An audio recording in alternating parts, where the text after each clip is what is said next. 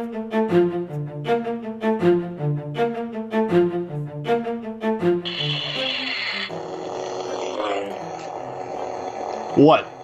It ain't cutting me. Oh, welcome to a book talk with Josh and John. This is the Reign of Books, and we are talking about Star Wars. Why? Why else would John have a lightsaber that he would test his force skills with by burning his white shirt? No burn marks. You're right. It didn't burn you or cut you. Good to go. But this is the sophomore effort. Star Wars Aftermath Life Debt. That's a mouthful. It's book 2 of a trilogy by Chuck Wendig, and we read it.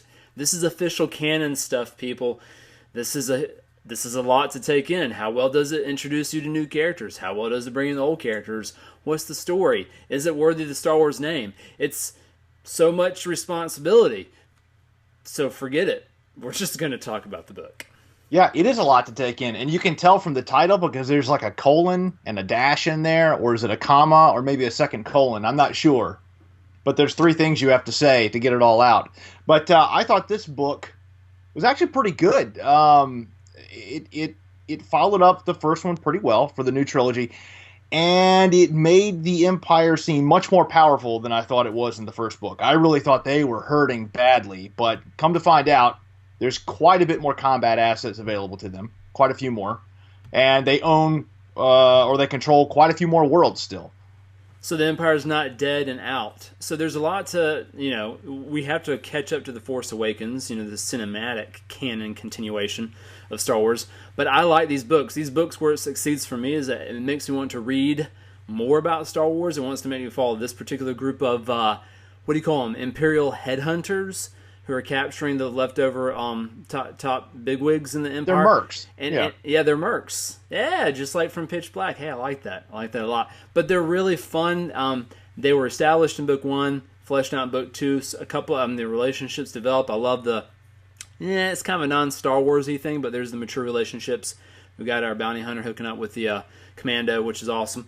And there's family reunions. There's great action. The opening reminded me, I think you said, the second installments of these Star Wars stories are always darker. But believe it or not, the beginning reminds me of Return of the Jedi when Luke goes to Jabba the Hutt's palace. They go to get this Imperial on this volcano planet with creepy flying winged creatures. So it starts off well. It establishes, their purpose in the universe. And then we do get introduced to characters we know and love. And I thought the audio production that we listened to did a great job of just immersing you in Star Wars, I think.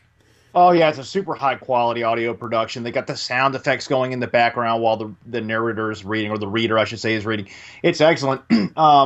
But I liked that they have introduced a new group of characters, and they've remained the focus. Yes, they brought in Leia. They brought in Han Solo. Luke has been mentioned several times, but we're focused on that main group of characters that we were introduced to in the first book, and that's the focus. So he did a good job maintaining focus throughout the story. And the way they brought the two groups together wasn't forced. So, Leia's missing Han Solo. Why Han Solo went to help find Chewie? Because they were in a battle and Chewie got captured. And Han Solo has this whole guilty conscience. But he's out doing his thing. And it's really cool how, without any spoilers, they meet up with him. And they kind of get wrangled into this a realistic insurgency on Chewie's homeworld, Kashyyyk.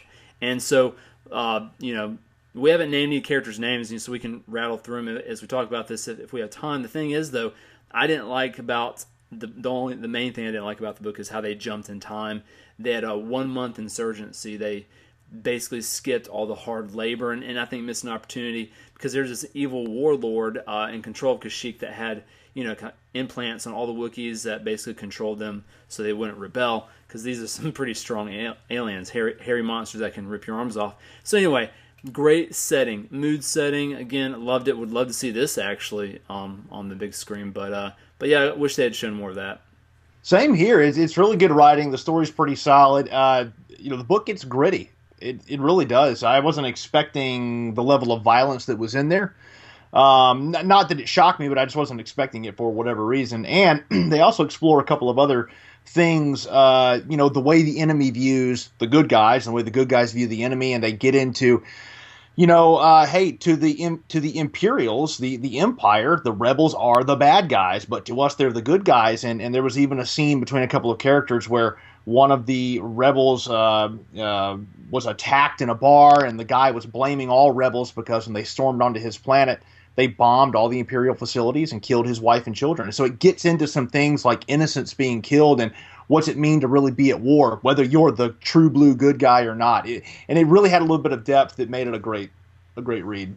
So all of that is put into the context of Star Wars. You're right. It touches on a whole host of issues. I think Chuck Wendig had big shoes to fill because this is new canon stuff. Lots of controversy around kicking out the old legacy Star Wars stories and a whole decades of history. But he does a really good job of making you realize this is a very diverse universe or galaxy with a ton of different creeds and colors and cultists who still believe Darth Vader's alive and all kinds of interesting kind of factions going on. One of the strongest points for me was Admiral Sloane, the de facto leader of the military, the Empire, the Empire's military, and she's got her own, complicated web of, backstabbing. If she sees her, she's looking at behind her back at Brutus or I don't know who's Brutus and Caesar in the scenario, but there's all kinds of crazy Imperials in this story, and that's one of the strongest points for me.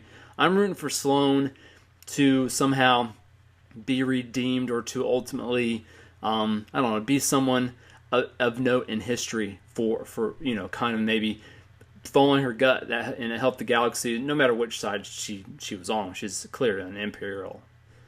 Yeah, she's a stand-up character. I mean, she's not going to put up with evil plans being carried out in underhanded ways like assassination. Can't have that. Our evil needs to be done head on. In your face, I'm going to kill you, and you know it. So, the plot we loosely just said, we said the whole plot. There's a couple of subplots, and our lead combat pilot, she gets reunited with her husband, who you're a huge fan of.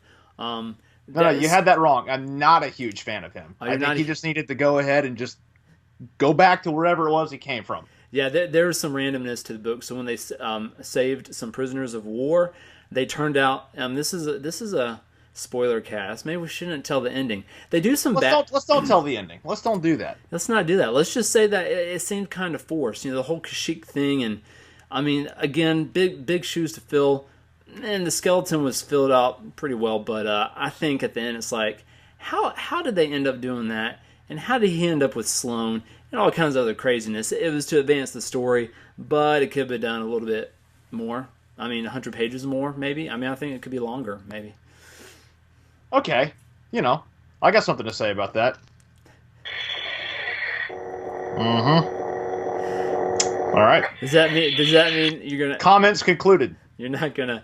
I don't know if you agreed with me on making the book longer or not. I give it a solid 3 stars because I was highly entertained and I want to see where the story goes. But again, because didn't see the war on Kashyyyk and kind of had a couple of convenient plot devices at the end that seemed rushed, and a couple of characters that I loved kind of got sidelined. I had to say it stands at a 3 for me. Well, I can't really blame the book for some convenience because in all of the movies, there's a little bit of convenience. So how convenient you're able to do that. Oh, how convenient they showed up at the right time, right?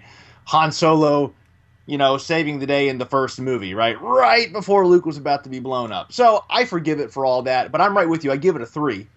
It could have been better. It was solid. It was good. They explored some good topics. It could have meant more.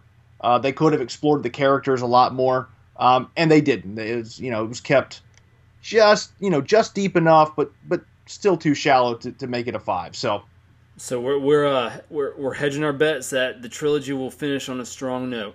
But read it. It's good. And Sloane will knock Nora out. I think one of them there's gonna be part 2 of that fight. But anyway, read the book, then watch the movie. They're gonna film it one day. And Nora won't be any more prepared for the next fight as she was for this one. True that. All right. Thanks for joining us on this book talk. I'm Josh. Thanks, John. We'll catch you next time.